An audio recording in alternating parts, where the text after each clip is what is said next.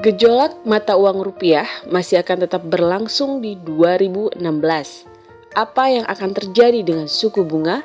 Sampai mana pasar akan bergerak? Apa saja yang bisa dilakukan investor? Berikut analisis IHSG dari Widrawan Hindrawan, Wealth Management Head Bank DBS Indonesia. Tahun 2016 ini Fed masih akan berencana untuk menaikkan suku bunga. Dan ini sangat dinanti oleh investor seluruh dunia. Kalau kita lihat dari pasar domestik kita, pertumbuhan ekonomi kita cukup bagus untuk pasar berkembang.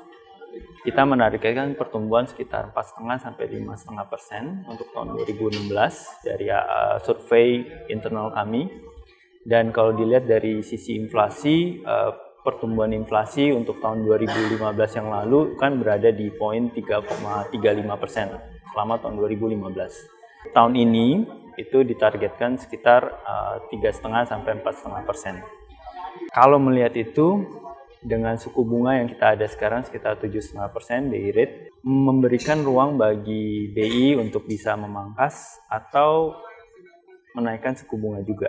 Kenapa begitu? Karena kita melihat bahwa dengan kenaikan suku bunga Fed akan terjadi sedikit gejolak di mata uang. Dan saya lihat BI juga sangat berhati-hati menjaga kestabilan mata uang rupiah. Dan mereka melakukan suatu kinerja yang sangat baik menjaga mata uang rupiah ini.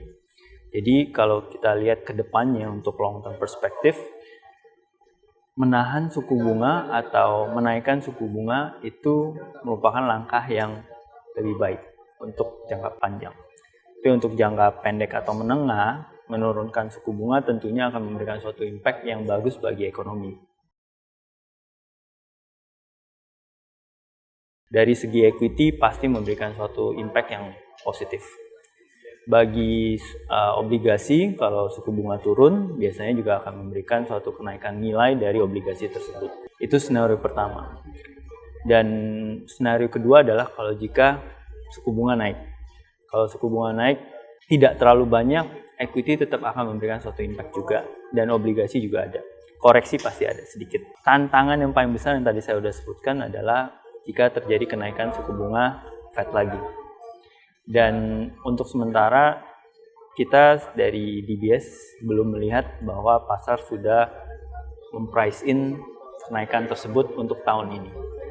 Sedangkan kenaikan suku bunga The Fed itu diperkirakan 50-75 basis point tahun ini. Balik lagi mungkin untuk objektifnya apa dulu dan risk profile-nya seperti apa dulu. Bagi setiap customer mungkin beda-beda.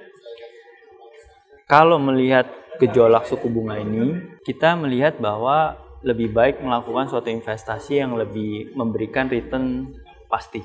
Equity mungkin sebagian, obligasi bisa memberikan fixed return, tapi mungkin tenornya jangan sampai terlalu panjang, tapi lebih ke jangka pendek atau menengah. Equity yang baik mungkin lebih ke refleksi di infrastruktur. Consumer goods sebenarnya juga bagus, Bu. Karena kalau kita lihat penopang ekonomi kita itu lebih banyak di consumer goods.